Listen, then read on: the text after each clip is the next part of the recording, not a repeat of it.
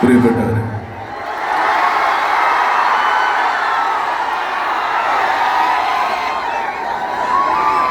ഈ സ്കൂൾ യുവജനോത്സവത്തിൻ്റെ സമാപന സമ്മേളനത്തിൽ എന്നെ ക്ഷണിച്ചപ്പോൾ ഇതൊരു യുവജനോത്സവമാണ്. എന്നെ പോലെയുള്ള ഒരാൾക്ക് ഈ യുവജനങ്ങളിൽ എന്ത് കാര്യമെന്ന് ഞാൻ ആലോചിച്ചു. മിനിസ്റ്റർ നിർബന്ധിച്ച് പറഞ്ഞു, നിങ്ങളാണ് ഈ പരിപാടിക്ക് പറ്റിയ യോഗ്യനായ ആള്. അല്ല, അദ്ദേഹം കണ്ടുപിടിച്ചത് ഞാനിപ്പോഴും യുവാവാണെന്നുള്ളതാണ്. പക്ഷേ അത് കാഴ്ചയിലേ ഉള്ളു കേട്ടോ. വയസ്സ് 19 ഏതായാലും ഞാൻ വരാമെന്നുള്ള കാര്യം തീരുമാനിച്ചപ്പോഴാണ് ഞാനൊരു വീഡിയോ ക്ലിപ്പ് കാണുന്നത്. മമ്മൂട്ടി എന്തുടുപ്പിട്ടിട്ടായിരിക്കും ഈ പരിപാടിക്ക് വരുന്നത്. ഞാനേതായാലും അതിനു മുമ്പ് ഒരു നല്ല പാൻറ്റൊക്കെ വെച്ച് അത്യാവശ്യം ഈ യുവാവാകണമല്ലോ, നേരെ ഒരു പുതിയ പാൻറ്റൊക്കെ തയ്പ്പിച്ച് ഒരു ഷർട്ടും വേണമെങ്കിൽ ഒരു കൂളിംഗ് ഗ്ലാസ് വരെ വെക്കാം എന്നുള്ള ധാരണയിൽ എല്ലാം റെഡിയാക്കി വെച്ചപ്പോഴാണ് ഞാൻ ഈ വീഡിയോ കാണുന്നത്. അപ്പോൾ അവരൊക്കെ വിചാരിച്ച് പറയുന്നത്, അവർ പ്രതീക്ഷിക്കുന്നത് ഒരു മുണ്ടും വെള്ള ഷർട്ടും ഇട്ടാണ് എന്നെ പ്രതീക്ഷിക്കുന്നത്.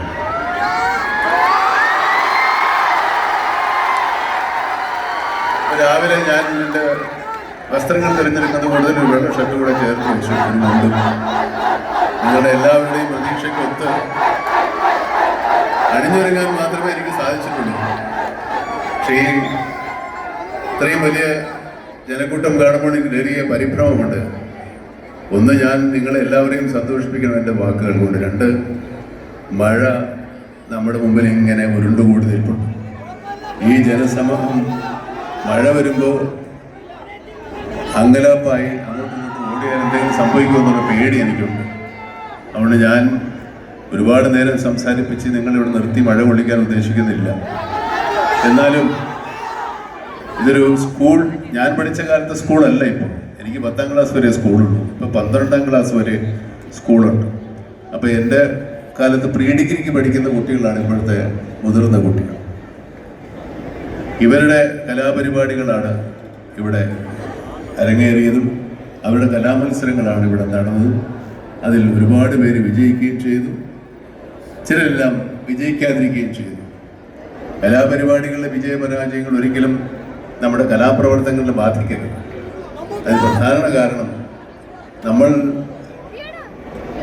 അവതരിപ്പിക്കുന്ന കലാപ്രകടനം അതൊരു പ്രകടനം മാത്രമാണ്. ആ ഒരു പ്രകടനത്തിൽ നമ്മുടെ ജയാപജയങ്ങൾ മറ്റുള്ളവരൊപ്പം എത്താൻ സാധിച്ചില്ല എങ്കിൽ കൂടി നമ്മുടെ കലാപരമായ കഴിവുകൾക്ക് ഒരു കോട്ടവും സംഭവിക്കാൻ പോകുന്നില്ല. നമ്മളത് കാലാകാലങ്ങളായി ഞാൻ പറഞ്ഞതുപോലെ തേച്ചു മെനുക്കി വളർത്തി മെനുക്കിയെടുത്ത് നമ്മൾ വീണ്ടും വലിയ വലിയ കലാകാരന്മാർ തീരുകയുള്ളൂ. അതുകൊണ്ട് മത്സരത്തിൽ വിജയിച്ചവർക്കും പരാജയപ്പെട്ടവർക്കും കലാലോകത്ത് അവസരങ്ങൾ ഒരുപോലെയാണ്. ഒരു യൂണിവേഴ്സിറ്റി യൂത്ത് ഫെസ്റ്റിവലിൽ പങ്കെടുക്കാൻ പോലും സാധിക്കാത്ത ആളാണ് ഞാൻ. നിങ്ങളുടെ മുമ്പിൽ നിന്ന് സംസാരിക്കാൻ അർഹത നേടിയെങ്കിൽ ഈ കലാപരിപാടിയിൽ പങ്കെടുത്ത വിജയിച്ചവർക്കും പരാജയപ്പെട്ടവർക്കും ഒരുപോലെ ഒരുപാട് അവസരങ്ങളുണ്ടാവും. ഇവിടുത്തെ കലാരൂപങ്ങൾ ഏറ്റവും വലിയ മാതൃകകളാണ് നമുക്ക്. ഇവിടെ ക്ഷേത്രകലകളുണ്ട്, മാപ്പിളപ്പാട്ട് മത്സരമുണ്ട്, കൈകൊട്ട് മത്സരമുണ്ട്. അങ്ങനെയുള്ള എല്ലാ തരത്തിലുള്ള കേരളത്തിലുള്ള എല്ലാ തരത്തിലുള്ള മത്സരങ്ങളും ഒരു വിവേചനവുമില്ലാതെ ഇവിടെ അവതരിപ്പിക്കപ്പെടുന്നുണ്ട്. എനിക്ക് തോന്നുന്നത് ഏറ്റവും ഒട്ടും വിവേചനമില്ലാത്തൊരു കൂടിച്ചേരൽ, ഒരു സമ്മേളനം, ഒരു കലകളുടെ സമ്മേളനം ഇതുപോലെയുള്ള യൂത്ത് ഫെസ്റ്റിവലുകൾ തന്നെ ആയിരിക്കണം. നമ്മൾ കുട്ടികൾ ചെറുപ്പത്തിൽ തന്നെ അവരുടെ മനസ്സിലേക്ക് അനാവശ്യമായ ചിന്തകളില്ലാതെ, ഒരു വിവേചനങ്ങളോ വേർതിരിവുകളോ ഇല്ലാതെ അവരുടെ കലാപരിപാടികൾ അവതരിപ്പിക്കുമ്പോൾ കൂടെ നിൽക്കുന്ന ആരാണ്, കൂടെയുള്ളവർ ആരാണ്, നമ്മുടെ സുഹൃത്താണ്, നമ്മുടെ സഹപാഠിയാണ്, നമ്മുടെ കൂടെ പരിപാടി നടത്തുന്ന നമ്മുടെ ഒരു കൂട്ടുകാരനാണ് അല്ലെങ്കിൽ കൂട്ടുകാരിയാണെന്നുള്ള ബോധത്തിൽ തന്നെയാണ് നിങ്ങളുടെ ഈ പരിപാടികൾ ഇവിടെ അവതരിപ്പിക്കപ്പെടുന്നത്. നമ്മുടെ കൂട്ടായ ശ്രമത്തിൽ നമ്മൾക്ക് വിജയങ്ങൾ ഉണ്ടാകണമെന്ന് മാത്രമാണ് അവരുടെ മനസ്സിലുള്ളത്. ഞാൻ കോളേജ് പഠിക്കുന്ന കാലത്ത് ഒരു സിഗരറ്റ് ഗേറ്റിൻ്റെ വാതിക്കൽ നിന്ന് കത്തിച്ചാൽ ക്ലാസ്സിലെത്തുമ്പോൾ മാത്രമാണ് എനിക്ക് എൻ്റെ അവസാന പുക കിട്ടുക. അതുവരെ ആരൊക്കെ ആ സിഗരറ്റ് വലിച്ചു എന്ന് എനിക്കറിയില്ല. ആ സിഗരറ്റ് വലിച്ച് ഒരുപാട് വിവേചനങ്ങൾ വേണമെങ്കിൽ നമുക്ക് തോന്നാവുന്ന ആളുകൾ ഉണ്ടാകാം. അതൊന്നും അന്ന് വിദ്യാർത്ഥികളായിരുന്നു നിങ്ങളെ ബാധിച്ചിട്ടില്ല. ഇന്നും നമ്മുടെ വിദ്യാർത്ഥികൾക്ക് അത് ബാധിച്ചിട്ടില്ല എന്ന് തന്നെയാണ് എനിക്ക് പൂർണ്ണ ബോധ്യമുള്ളത്.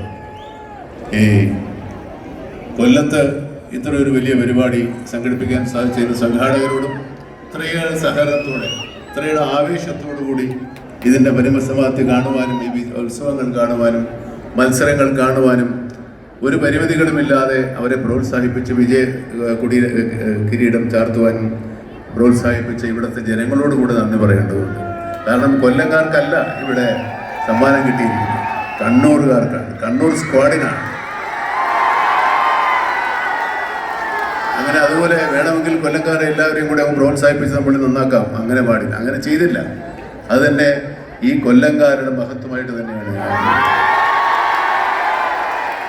ഈ മനസ്സാണ് നമ്മുടെ കേരളം. ഇതാണ് നമ്മൾ മലയാളികൾ, ഇതാണ് നമ്മൾ കേരളീയർ. ഇത് തന്നെ നമ്മൾ അങ്ങോളം പുലർത്തും എന്ന് എനിക്കും നിങ്ങൾക്കും ഒരുപോലെ വിശ്വാസമുണ്ട്. ഇനിയും ഇതുപോലെയുള്ള മഹത്തരങ്ങളായ കലാപ്രകടനം കളിക്കാൻ എല്ലാ പാർട്ടിസിപ്പൻസിനും എല്ലാവർക്കും ആശംസകൾ നേരുന്നു. കൊല്ലംകാർക്ക് വീണ്ടും, കാരണം കൊല്ലം ഒരു വളരെ വ്യത്യസ്തമായ ജനസമൂഹമുള്ള സ്ഥലമാണ്. കൊല്ലത്തില്ലാത്തതൊന്നുമില്ല. ഞാൻ ഈ ഹോട്ടലിൽ ഉച്ചയ്ക്ക് ഭക്ഷണം കഴിക്കാൻ പോയപ്പോൾ ഇവിടുത്തെ മത്സ്യസമ്പത്തിനെ പറ്റി പറയുകയുണ്ടായി. ഇത്രയും നല്ല മീൻ കിട്ടുന്നത് ഞങ്ങളുടെ നാട്ടിലാണെന്നായിരുന്നു എൻ്റെ ധാരണ.